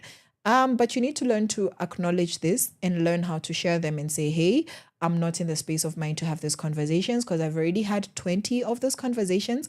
And what happens, ladies, is that when you're in management, in leadership, in just work positions that require you to have emotional conversations and interactions, and you don't acknowledge the toll this has on you, you're going to end up snapping at everybody, miscommunicating. Why? Because you're not understanding why you're tired. Now you're irritated at the wrong person. You're giving feedback in a very negative way to somebody who has not done anything wrong to you because you're not aware of yourself emotionally. Okay? So that's emotional labor. Very, very, very, very important. Now, how is emotional labor a mental health and economic justice issue? Okay, because you might be wondering, mbona tunaongelea hizi zote? No, here we're educating ourselves and we're creating awareness on things that actually affect us as women, things that have nothing to do with the rest of society, things that you can sit down, reflect, and start taking task, to and create change and progress in your own life and see that it won't make a change. Right, emotional labor isn't invisible. Not really. It's just uncredited, right? Unacknowledged, unpaid, underappreciated, and disproportionately assigned to women. That's why we're having this conversation. So, huku kwetu Kenya, in the household, when it comes to taking care of the household, right? When it comes to the time spent in the workforce, women actually suffer inequality in access to jobs as well as personal development. So you would find that a woman has successfully run as a household for 10 years, 15 years, 20 years, successfully organized everybody, yet will not be given that opportunity in the office because haiko kwa CV yake. So me personally, I want to have conversations with people that are able to take changing nappies for 4 children and put it professionally kwa CV for 3 years, because that's work experience. Just because it wasn't in the 4 walls of an office and attached to taxes and a pay slip does not mean that that's not experience. That is organization, that is management, all right? And you find that it's disregarded, that this woman knows nothing, because huku nje we have decided, or rather mali dunia imefika, only certain merits have value. So we are saying if we have found a way to honor athletes, we have found a way to honor artists, we have found a way to make informal labor, something that can be economically rewarding, then we can find a way to acknowledge emotional labor. We can, as a society, we need to have these conversations. They're difficult and messy and boring, but they're very relevant and very, very necessary. Now, a good example globally is when women care workers and nurses globally report emotional burnout without emotional support benefits. So you are a nurse and your organization does not offer you benefits of therapy, does not give you spa benefits, for instance, does not allow you enough, emotional support opportunities of if you're feeling like this, because you're not acknowledging that that is emotional labor. If I am not okay, what I do will not be okay. If the person suffers, the mission suffers. And that's what happens when you don't acknowledge emotional labor. Emotional labor is a part of the reason why a lot of organizations or departments might be failing, because physically the work is being done, but emotionally nothing is being managed, or it is being mismanaged. So how people are feeling, why they're feeling that way, nobody wants to do that. You want to make assumptions, you want to make assumptions without doing your research, without having conversations with people, without addressing the deeper issues. So you find that it's not really about the physical work, and it's about how are people feeling. How are people feeling in that space? And now if you're not taking care of nurses' mental health, then that's why nurses are going to be burnt out. People will die. If you don't take care of doctors, because of acknowledging the emotional labor that they are carrying, patients will die. Emotional labor, acknowledging it, appreciating and rewarding it is extremely important in our society. How does not acknowledging emotional labor as an economic justice issue disempower women? Because it dehydrates women's income and career growth. Okay? If you cannot pay me for the emotional labor that I do, that you will not do, that you don't even realize you're benefiting from, you are taking my money. Unaninyonya damu. You are literally taking advantage of me. We don't see it that way, but that's the reality, because is this emotional support not helping you? Is it not helping you do your work better? Is it not supporting you in the home? Is it not supporting you in the office, in the workplace, in the project? But you're not paying me for it, okay? And you're hindering my career growth, because for 10 years, it's going to show that I did nothing. even though I've been working every single day getting tired, but with nothing to show for it, because our systems of reward and acknowledgement do not acknowledge emotional labor. We've not come up with good, realistic, doable metrics of measuring emotional labor, acknowledging emotional labor, right? If 10 years ago, menstrual leave was something crazy, period leave was something, nyinyi wa mama sasa mmekuja sana. Emotional labor should be a thing, and it will be a thing. It's going to reach a point when you realize that people are falling apart because they're not having the right conversations about what it means to carry each other and support each other, right? This actually, it causes anxiety, exhaustion, and self-blame. When you don't understand why you're always so tired, yet it seems like you've done nothing, because the nothing you're doing is a lot of something and it's not acknowledged. So you feel like, okay? Emotional care is often treated as a duty and not work. That's the problem. We're not saying don't do emotional labor. We're saying when you acknowledge that a nurse, that this person in the office not only types and submits and edits or has this meet, that they also have to do this and that and manage this and manage that. Can we actually start rewarding, acknowledging, that this is not their duty? This is work. Because in order for that role to be done well, they must do emotional labor. Are there people who are not doing this emotionally, but then they're not supposed to be paid the same? Okay?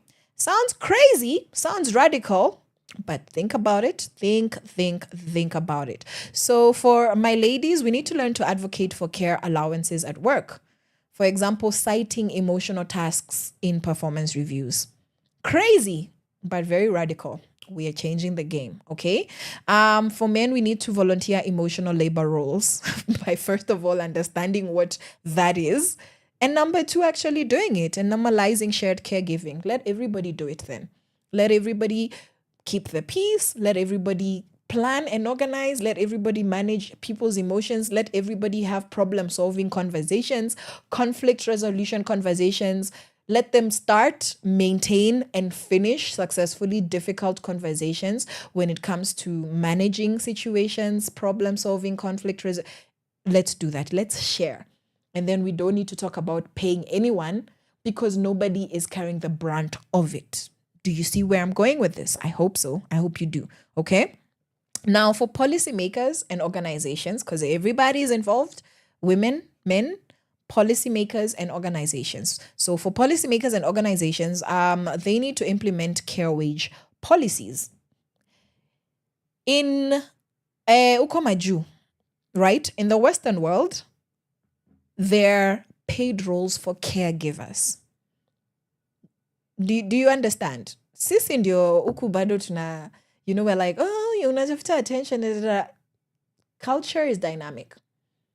Women right now can be CEOs and have happy families and happy marriages and a beautiful home.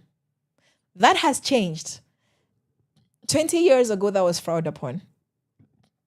70 years ago, that was almost unheard of for a woman to be a boss lady and still keep a happy, healthy family. But we've learned how to balance it out.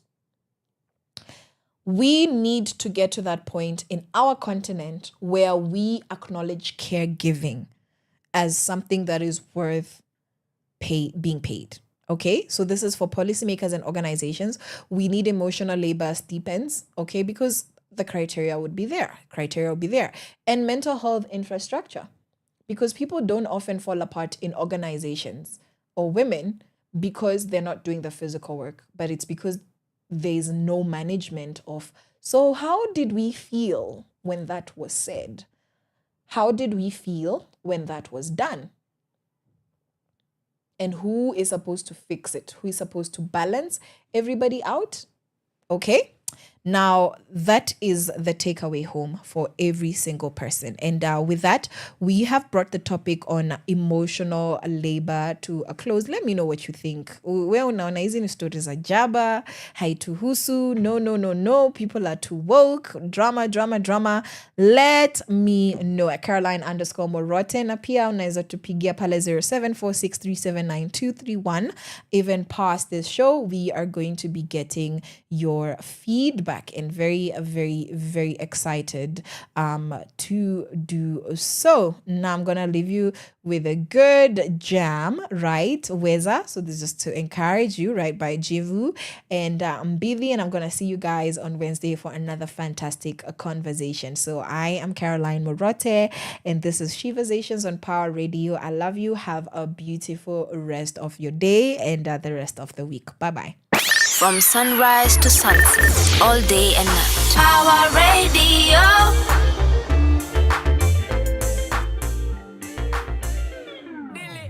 Kuna vile umenipamba vimeja, lakini kila siku nikipiga na kupata mteja.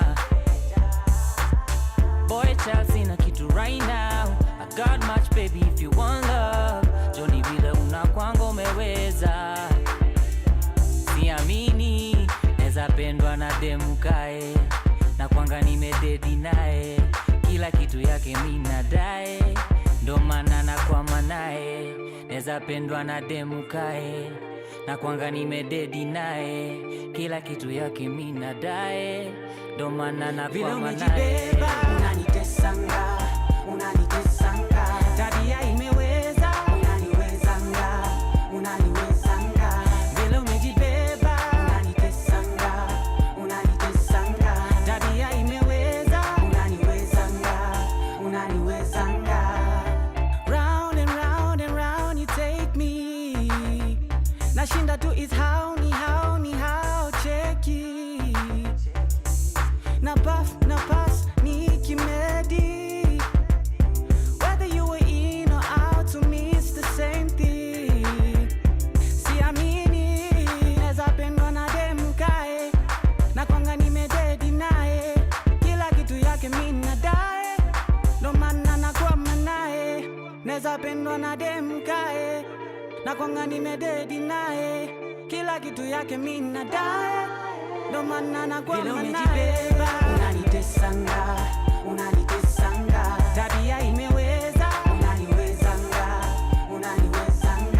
vile umejibeba, unanitesanga, tabia imeweza, Combo boy over here. Basi kama mapenzi ni Dre when he top walai, unani drive crazy when I drop walai.